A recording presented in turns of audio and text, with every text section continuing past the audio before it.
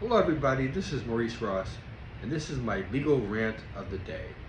The good news today is that the United States Court of Appeals for the Federal Circuit has held that President Trump's worldwide scheme of tariffs is unconstitutional, that President Trump abused his power when he imposed tariffs without congressional approval. The court specifically held that the International Emergency Economic Powers Act, known as AEPA, did not grant authority to the president to impose these tariffs. It granted authority to engage in certain types of regulations and activities in the circumstances of a national emergency.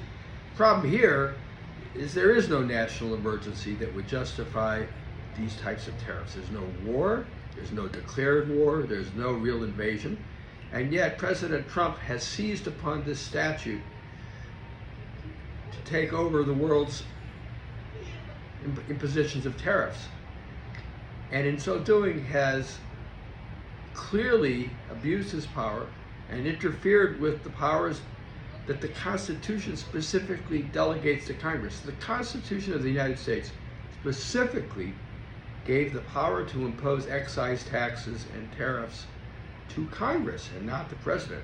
Yet here we are with President Trump, without congressional approval, imposing sanctions nationwide, worldwide, that is. This is a major, major issue. I don't think people realize how important this situation is to our economy. I have clients in the tourism business who are reporting that because of tariffs, tourism is down as much as 25%. In New York, in Hawaii, in many places throughout the country. The loss of tourism dollars has yet to sort of trickle through the entire economy. It's kind of a new development, and it takes a few months for the effects of this situation to be felt by people in the economy. People don't understand what tariffs are.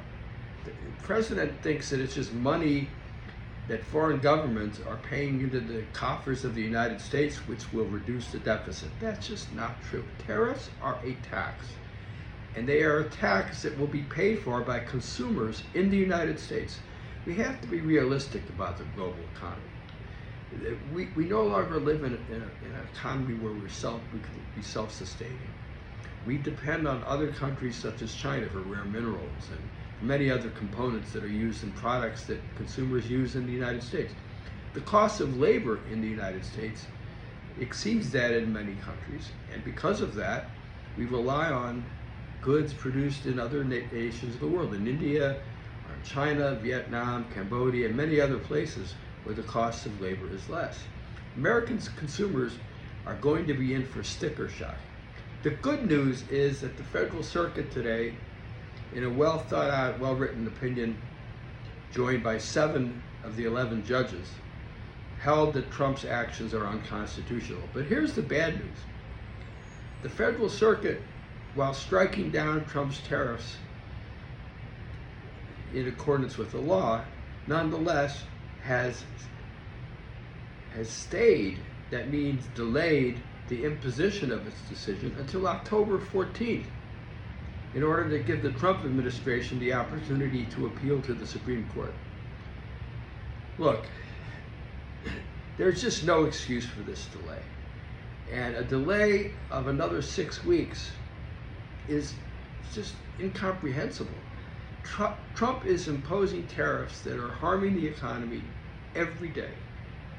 He is embarrassing the United States around the world in his dealings with world leaders. He's become a laughingstock. But all of that is less important than the practical effect on average American people. Prices are going up. My clients in the tourism business are being hurt badly. Canadians won't come into the United States, or very few of them. Europeans are not coming to the United States. The Japanese are reluctant to come to the United States. And it's for lots of reasons. It's not just the tariffs. Trump's policy of rounding up immigrants is frightening to many visitors. But the Trump administration is taking steps that are, within a few months, people are going to really start to feel the impact of this. Why would the Federal Circuit delay imposition of its decision? If the Trump administration wants to get a stay from the Supreme Court, the place where that should happen is at the Supreme Court. Instead, the Federal Circuit shows its kind of weakness by imposing this stay by itself. This is highly inappropriate, and it leads to a more fundamental problem with our court system. The courts are too damn slow. I have cases that I've been litigating for 5, 6, 7 years that are not close to being resolved. The courts,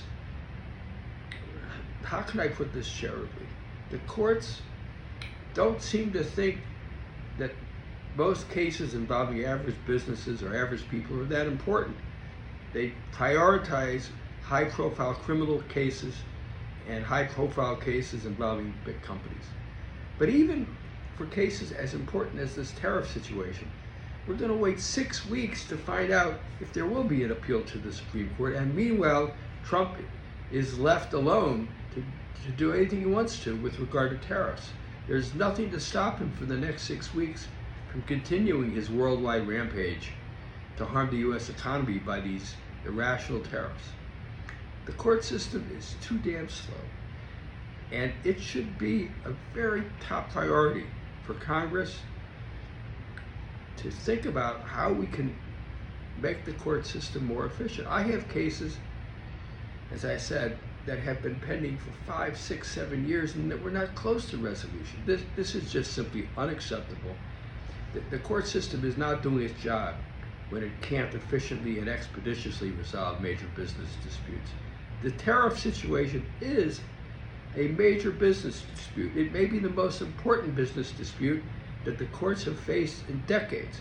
And yet, here we are, we have a great Federal Circuit decision on the law, but the judges are too timid to require implementation of their decision.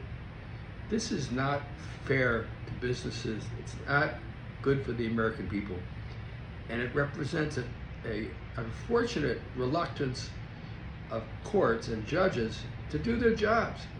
They have to take a stand. If they think Trump violated the Constitution, they have to say so, and then they have to enforce any continuing violations with charges of contempt or otherwise. So, bottom line today is we have a great decision from the Federal Circuit on the law. The analysis is solid. It's clear that Trump has abused his authority, and yet the frustrating thing is the Federal Circuit refuses to immediately enforce its decision, which just creates great uncertainty throughout the economy for businesses, for consumers, and for just about everybody.